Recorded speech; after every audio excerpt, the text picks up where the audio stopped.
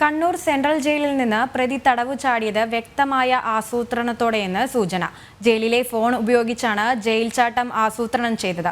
സംഭവം വിശദമായി പരിശോധിക്കുമെന്ന് പോലീസ് വ്യക്തമാക്കി. വിവരങ്ങളുമായി അർജുൻ ചേരുന്നുണ്ട്. അർജുൻ, എന്തൊക്കെയാണ് വിശദാംശങ്ങൾ?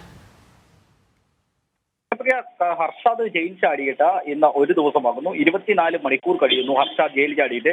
പക്ഷേ ഇതുവരെയും ഹർഷാദിനെ കുറിച്ചുള്ള ചെറിയ സൂചന പോലും പോലീസിന് ലഭിച്ചിട്ടുണ്ടായിരുന്നില്ല. നമുക്ക് കിട്ടുന്ന വിവരങ്ങൾ അനുസരിച്ച് ഈ ജയിലിലെ ഫോണിൽ നിന്ന് തന്നെയാണ് ഈ ഒരു ആസൂത്രണം നടത്തിയിട്ടുണ്ടെന്നുള്ളത് എന്നാണ് നമുക്ക് മനസ്സിലാക്കാൻ കഴിയുന്നത്. ഇത് സംബന്ധിച്ച് നമ്മൾ പോലീസുമായി ബന്ധപ്പെട്ടപ്പോൾ അന്വേഷിച്ചു വരികയാണെന്നാണ് മനസ്സിലാക്കാൻ കഴിയുന്നത്. മാത്രമല്ല, ഇതിനു മുമ്പ് ഒരു 9 ദിവസം മുമ്പ് ഈ ഹർഷാദിനെ കാണുവാൻ ഒരു സുഹൃത്ത് വന്നിരുന്നു.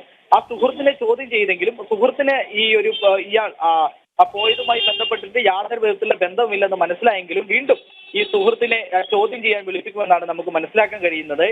മാത്രമല്ല, അടുത്തുള്ള മറ്റുള്ളവരെ കൂടി ചോദ്യം ചെയ്യാനുള്ള ഒരു സാഹചര്യത്തിലേക്കാണ് പോലീസ് നീങ്ങുന്നത്. ഇവിടെയുള്ള എല്ലാ സ്ഥലങ്ങളിലേക്കും വലിയ രീതിയിലുള്ള അലേർട്ട് പ്രഖ്യാപിച്ചിട്ടുണ്ട്. അതായത് ഈ ഒരു അതിർത്തി പ്രദേശങ്ങളിലടക്കം അലേർട്ട് പ്രഖ്യാപിച്ചിട്ടുണ്ട്.